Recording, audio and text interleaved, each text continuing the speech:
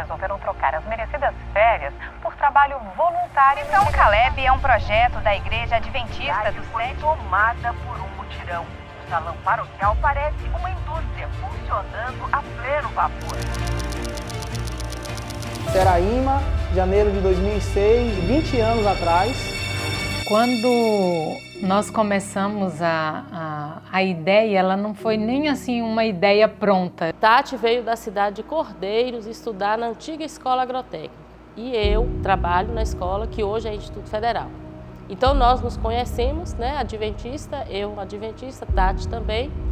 E Leonardo ficou em Cordeiros. E eu já tinha uma amizade com o Léo, que era batista na época. Ele era um jovem muito talentoso, mas usava o talento dele naquilo que ele acreditava que era a verdade. Eu fui batista por 10 anos, então eu gastava muito tempo explicando para as pessoas o porquê não ser adventista. Era um dos meus hobbies prediletos. Desse meu desejo, né, das pessoas não se tornarem adventistas, eu tinha um ódio mortal de uma senhora chamada Ellen White, que eu não aguentava nem ouvir falar. Mas era apaixonado de coração por um senhorzinho chamado Alejandro Bulhon. Ele falava, os adventistas adoram Ellen White, e ele pregava contra a igreja adventista com muita força. E eu falava assim, Senhor, se ele pregasse, se ele descobrisse a verdade, eu comecei a orar por ele. Dentro desse contexto, Deus foi colocando pessoas no meu caminho. Quando eu cheguei em Guanambi, na escola onde eu estudava, Nora Ney era secretária do diretor da escola. E eu começo uma amizade com ela. Nisso surge uma oportunidade de a gente fazer um evangelismo de missão global. Nesse evangelismo não tinha jovens, muitos jovens envolvidos. Na verdade, não tinha nenhum jovem envolvido. E Nora então me chama para participar desse evangelismo. Nesse contexto, as minhas amigas de Satiel e Nora Ney, elas estavam fazendo um projeto no distrito de Guanambi chamado A Esperança é Jesus. E aí chegou o dia dela ir fazer esse evangelismo com Nora. E aí Deus, né, de forma muito linda, deixou uma missão para o Satiel. Ela deixou para mim um estudo. É um estudo muito antigo, que só quem é adventista há muitos anos vai lembrar, já saiu de linha, chamado As Revelações de Apocalipse. E aí eu me propus, porque eu me senti desafiado por Satielma a responder aqueles estudos. E olha a forma que Deus fez para que eu me convertesse. Ela ia ficar lá 30 dias e o estudo são 25 estudos. Todos os dias eu respondia um estudo bíblico, na tentativa de encontrar os erros adventistas nesse estudo, para quando ela chegar, eu apresentar para ela esses erros. E Satielma estava ali com Nora fazendo missão, com outros jovens, outros adultos, e Deus estava aqui fazendo missão comigo em casa. E no final do mês de janeiro, eu já estava convertido ao Senhor. E o livro Serviço Cristão, ele veio assim para mudar a minha concepção de Ellen White. No capítulo 2 do livro, Ellen White diz que Deus iria criar um exército de jovens capazes de concluir a obra. E aí eu ficava pensando, como que pode uma profecia ainda não ter sido realizada? Eu falei, então estava faltando jovem nessa igreja. E como eu estava chegando, eu falei, então eu vou me propor a criar este exército. E foi da leitura do livro da pessoa que eu não gostava que Deus colocou no meu coração esse desejo. Quando Satielma chegou de Guanambi, desse evangelismo, eu já estava convertido e já estava decidido a fazer parte desse exército. Como deveria ser esse projeto de jovens? Eu já tinha detalhado, escrito, dito de onde ia sair os recursos, quantas pessoas iam participar. E aí, então nós começamos a trabalhar o ano todo nessa concepção. O grande desafio da nossa vida para realizar o primeiro Caleb, que não vinha com o nome Caleb. E nós então criamos o grupo Atos, livro de Atos mesmo da Bíblia. E do Atos a gente fez o que a gente conhece como acróstico, né? Pegou ali e foi criando A de amizade, T de testemunho, O de oração e S de serviço. Todo o projeto foi criado nesses 4 pilares. Os primeiros 37 dias do nosso ano, ele era entregue a Deus. Assim como eu havia aprendido com aquela pregadora norte-americana, que todos os dias ela dava 2 horas e 40 minutos de dízimo. E nós entregamos o nosso dízimo logo nos primeiros dias do ano. Muitos pensam que foi algo estilo jovem, né, no impulso, eu vou criar e vou fazer. Não, houve um planejamento de praticamente 10 meses. Né? A gente passou 10 meses orando, 10 meses estruturando e passamos ali 10 meses recrutando jovens, convencendo a igreja, conhecendo os locais, fazendo visitas. E nessas minhas idas a Guanambi foi que nós então compreendemos que Seraíma seria o melhor lugar para começar. Porque Seraíma era um local que existia apenas 2 pessoas adventistas e já tinha sido feito no passado vários projetos, várias noites de evangelismo lá, de conferência, de pregação do evangelho e ninguém batizava. E eu me lembro como hoje que o nosso alvo era de 50 batismos. E aí a gente foi todos empolgados. A hora que o pastor vê que nosso alvo é 50 pessoas para ele batizar, ele vai se empolgar, ele vai querer nos ajudar a fazer o projeto e tal. Quando o pastor nos escuta, ele meio que dá um tapinha nas nossas costas e fala assim, o projeto de vocês é lindo e maravilhoso, mas se vocês conseguirem fazer e executar, se vocês conseguirem batizar uma alma, vai ser a melhor coisa da vida. Não precisa vocês focar em um alvo tão alto assim, não. Mas se vocês conseguirem batizar uma pessoa, esse local que vocês escolheram é tão difícil que se vocês conseguirem batizar uma pessoa, já vai ser algo espetacular. Nós não éramos conhecidos, nós não tínhamos dinheiro nenhum e queríamos levar um grupo de jovens para dentro de uma localidade que não batizava ninguém. Olha o desafio que era. E nós insistimos nisso, porque Deus falava a cada dia. Era incrível que nós íamos dormir e acordávamos mais cheio desse desejo. E era uma briga, porque nós orávamos a Deus e falávamos, Senhor, se não for da Tua vontade, tire de nós esse desejo. No outro dia a gente acordava de vento em pouco. Dissemos para Deus, Senhor, se no final desses 30 dias que eram 60 dias de jejum, mais 30 era para Deus nos dar resposta. Se no final desses 30 dias nós tivermos a quantidade de alimentos não perecíveis, que Léo já tinha calculado que a gente ia precisar para alimentar a quantidade de jovens que estaria dentro da casa, então nós saberemos que o projeto é do Senhor e que o Senhor vai cuidar de tudo. No final dos 30 dias, a gente não tinha só a comida que a gente pediu para Deus.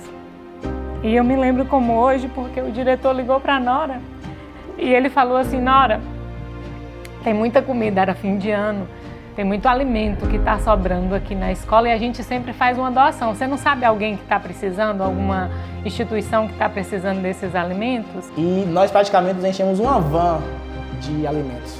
Então, a provisão alimentar que Deus concedeu pra gente é algo que marca muito, porque era, sem dúvida, a nossa maior preocupação, porque o resto tudo a gente se virava, né? Agora, sem comida, era difícil de lidar.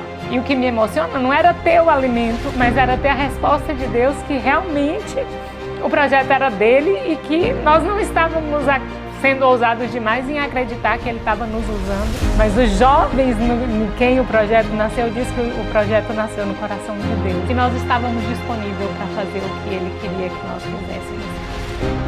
Nós vivemos durante a concepção do projeto, a realização do projeto, o pós-projeto, vários momentos para a gente contados como milagres. Desde o momento em que se escolheu o espaço para poder fazer a Missão Caleb, que era uma creche antiga, abandonada. E uma outra situação, do nosso grupo tinha um rapaz, Edinho, ele trabalhava com a mãe de Satielma. Então ele ficou para poder arrancar as mandiocas para levar. Só que Dona Dilma, que é a mãe de Satielma, ela tinha 2 plantações de mandioca, a chamada mandioca mansa, que é usada para comer, e a mandioca brava, que não se come de forma natural. E aí, Edinho, por um descuido, ele pegou 2 sacos de mandioca brava e levou para Guanambi. E nós comemos os 2 sacos de mandioca brava, que é completamente perigosa, é veneno, literalmente. Então, todos nós deveríamos ter morrido, né, por ter comido aquela mandioca.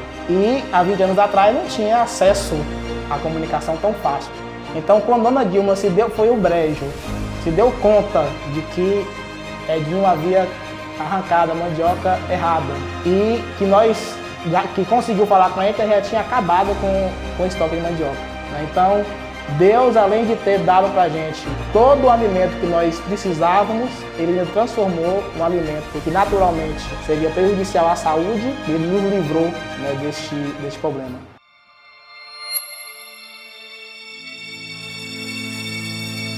A primeira coisa que a gente fez foi pegar o projeto e ir para o pastor distrital, né? Claro que a gente vai pedir ajuda do pastor, principalmente porque o jovem, ele não tinha credibilidade. Quem éramos nós para ir pedir patrocínio, por exemplo, os empresários da igreja que a gente conhecia. E a gente acreditava na nossa cabeça, como Deus já estava guiando todas as coisas, a gente acreditava que esse empresário ele ia nos doar pelo menos R$500. E aí, quando a gente foi visitar o empresário, ele ouviu a história todo meio desacreditado e no final ele falou assim, o que vocês querem? Aí a gente falou, a gente precisa de patrocínio, precisamos de um valor e tal. Ele enfiou a mão no bolso, tirou R$20 do bolso e disse assim, é com isso aqui que eu posso ajudar vocês. Me lembro que quando a gente saiu dessa primeira visita, Nora desabou no choro. E eu agora comecei a me sentir culpada, Senhor. Eu me empolguei, Nora, eu envolvi ela nisso. E agora ela se lembra do pastor, que era na época o pastor Edmar Sena. Ele era departamental de evangelismo, Ministério Pessoal, na Missão Bahia. Mas quando ela liga para o pastor Edmar Sena chorando, o pastor Edmar disse assim, menina, por que você está chorando? Aí ela disse assim, pastor, o aluguel da casa e não sei o que. Vocês vão fazer o quê? Evangelismo? Vamos fazer tantos dias de evangelismo e tal. Pronto, eu pago o aluguel da casa para você. E aí o pastor Edmar, para não ver Nora chorando, porque ela estava realmente desesperada chorando, disse que pagaria o aluguel da casa e que mandaria para a gente também os kits, já que a gente ia fazer evangelismo, ele poderia nos ajudar com isso. Chego a arrepiar. Eu me lembro como hoje, a gente chegou em Seraíma e as pessoas dizendo que seria um projeto louco, era uma loucura, mas o que é louco por homem não é o louco para Deus. Para Deus é vitória. E Deus colocou aquilo não foi só em nossa mente, Ele colocou em nosso coração.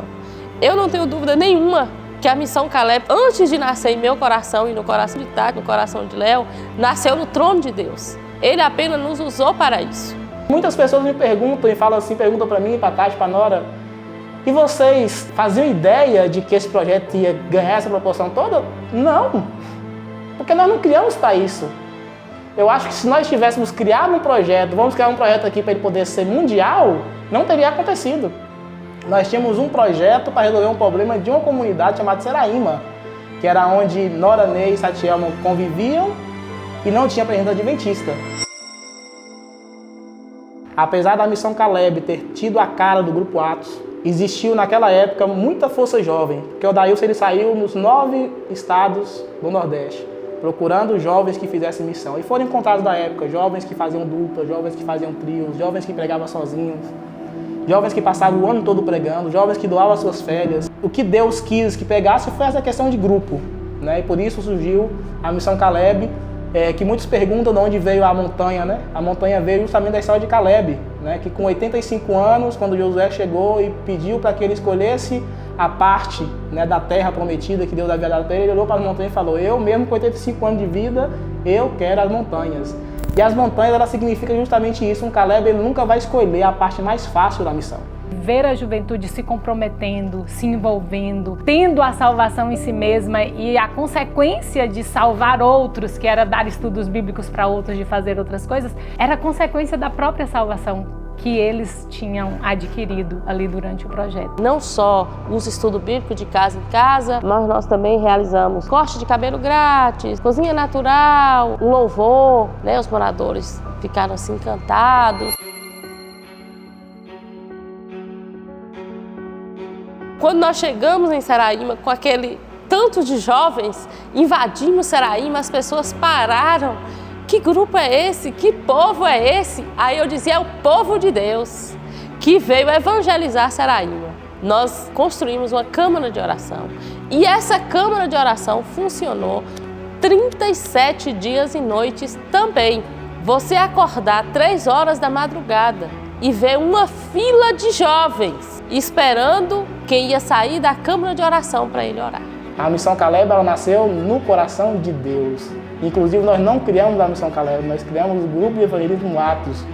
E Deus trouxe o pastor Deusdete Filho, que era departamental de jovens da Missão Bahia Central, que conhecia Nora Ney, junto com a sua esposa. E então ele veio nos visitar, porque era por amizade a Nora Ney, porque não era campo dele. Veio nas férias visitar a Nora Ney, conheceu o projeto. Aí, pela sua proximidade com o pastor Daílson veio nos visitar para poder conhecer o projeto. E dali então, ele como departamental jovem da União Nordeste Brasileira, ele poderia levar isso para o Nordeste inteiro. E ele também não tinha essa noção de que ia virar mundial. Depois que tudo aconteceu e foi de uma maneira muito espetacular, era a Estatielma que estudava os milagres e conhecia os milagres bíblicos. A partir do momento que nós começamos a executar o projeto da Missão Caleb, eu não simplesmente vivia mais os milagres da Bíblia, eu vivia os milagres que Cristo me usava para fazer através de mim e através de outros jovens. Eu comecei a ver. Eu não só ouvia e tentava imaginar como a gente faz quando estuda os milagres na Bíblia. Todos que estavam ali, eles estavam confiando, crendo de todo o coração que Deus estava conosco. Isso era o mais importante de tudo. O dia que não tinha comida, nós fazíamos um jejum geral e estava tudo bem. Ninguém reclamava. O propósito era pregar a palavra de Deus, assim como foi pregada no passado. E esses jovens começaram os estudos bíblicos. Foi algo extraordinário. Algo que acho que Seraíma está precisando ter novamente. Aquele grupo de jovens que começou a fazer amizades, que começou a mudar a rotina de Seraíma. E aí despertou dentro da membresia da igreja em Guanambi o que estava acontecendo em Seraíma. Feito por jovens, sem credibilidade, sem dinheiro, sem nada, mas estavam cheios do Espírito Santo de Deus. A maioria dos jovens nunca tinha dado um estudo bíblico. No entanto, que a gente precisou fazer um monte de material sobre estudo bíblico. Para você ter ideia, a gente, antes de sair para o campo, a gente primeiro respondia o estudo bíblico em casa com eles, para poder eles terem um mínimo de noção de como dar um estudo bíblico. Quando apresentamos a proposta de batizar 50 pessoas, já não tínhamos crédito de nada. Aí nós passamos por ridículo. No final do evangelismo, eu me lembro que eu estava com quase 100 fichas de batismo preenchidas. Eu estava radiante. Nós havíamos pedido para Deus 50 almas. Só que no dia do batismo apareceram apenas 25 para se batizar. E quando terminou o batismo, nós fomos para a casa de apoio. E eu me lembro que Leonardo, Tati e eu, nós entramos na câmara de oração e nós choramos muito. Mas nós choramos muito. Nós rasgamos as nossas vestes e perguntamos para Deus aonde nós erramos. Até que nós percebemos que nós não precisávamos batizar 50, nós precisávamos salvar 50. Quando nós abrimos a porta da câmara de oração, nós encontramos 25 jovens chorando, encantados pelo poder de Deus, convictos que eles eram responsáveis por 25 almas que acabaram de ser batizados. Aí nossa ficha caiu. Eles então perceberam que eles eram importantes. Eles também foram batizados pelo poder do Espírito de Deus. Deus, ele é tão bom e tão maravilhoso que eu me lembro como hoje a gente teve que tirar xerox dos estudos bíblicos. Porque 10 estudos a gente alcançou muito mais. Na primeira visita já tínhamos mais de 10 estudos bíblicos. E a bênção maior foi a gente ter que tirar xerox da ficha batismal. E eu acredito hoje, depois de termos passado por tudo, que inclusive aquele primeiro empresário que a gente visitou, Deus não deixou ele entregar para a gente o valor que a gente esperava, porque Deus precisava nos mostrar que quem estava bancando a missão não eram os empresários, não eram os pastores, era Ele que iria prover tudo aquilo que nós necessitávamos. E talvez se naquele momento tivesse acontecido como nós imaginamos que aconteceríamos, nós não teríamos visto a mão de Deus poderosa agindo e nos mantendo em cada situação que nós precisamos. 20 anos se passaram desde o primeiro Caleb. E aqui nós estamos para contar essa história. A história de amor pela missão de salvar almas. O momento que mais me marcou toda a missão Caleb é o cuidado de Deus. Ele cuidou de nós desde a primeira missão até agora de forma que nós não podemos nem descrever. Nós passamos por dificuldades, mas nós sentíamos a mão de Deus. Então o que mais me marca em toda essa trajetória é saber que o Deus que eu creio, que nós estamos apressando a vinda do seu Filho Jesus, é o mesmo Deus que cuida de nós de uma forma tremenda. Eu sei que Ele sempre vai suprir todas as minhas necessidades. talvez não do jeito que eu quero, mas do jeito que eu preciso. Assim como o jovem hoje ele tem a oportunidade de contar o seu testemunho e dizer: eu vivi um milagre, eu vivi uma experiência, tenha certeza, jovem, que a Missão Caleb ela iniciou justamente assim, com milagres. Eu tenho certeza que você que já viveu, passou por milagres, você que vai viver este ano, vai passar por milagres, basta você ter a concepção de olhar com os olhos da fé, para você poder perceber que o que você está vivendo, o que você vê na Missão Caleb, de fato não é algo natural. Nós precisávamos ser mais ousados até no alvo e nós conseguimos batizar exatamente as 50 pessoas que nós tínhamos. O nosso lema e o nosso alvo, na primeira camiseta está escrito: todo verdadeiro discípulo nasce como missionário no reino de Deus. E a ideia do projeto era: sou mais Jesus, salvar mais vidas. Eu convido você, jovem que está na sua igreja, a também deixar a sua marca, a fazer parte da Missão Caleb, que você seja responsável por tantas pessoas que precisam de uma palavra de amor, que precisam saber que Deus existe, que precisa saber que o Evangelho eterno deve ser pregado até os confins da terra. Eu quero que você saia da sua zona de conforto, eu quero que você levante, eu quero que você deixe a sua rede social, eu quero que você, neste momento, se entregue a Deus mais uma vez e venha fazer parte do maior projeto evangelístico do mundo, que é a Missão Caleb. Deus conhece a sua capacidade, Ele sabe do seu potencial e Ele tem um chamado especial para que você cumpra junto conosco o que está escrito no livro Serviço Cristão, capítulo 2. Fazer parte de um exército devidamente preparado para poder concluir a mensagem de pregação do Evangelho. Toda grande história precisa de um próximo capítulo.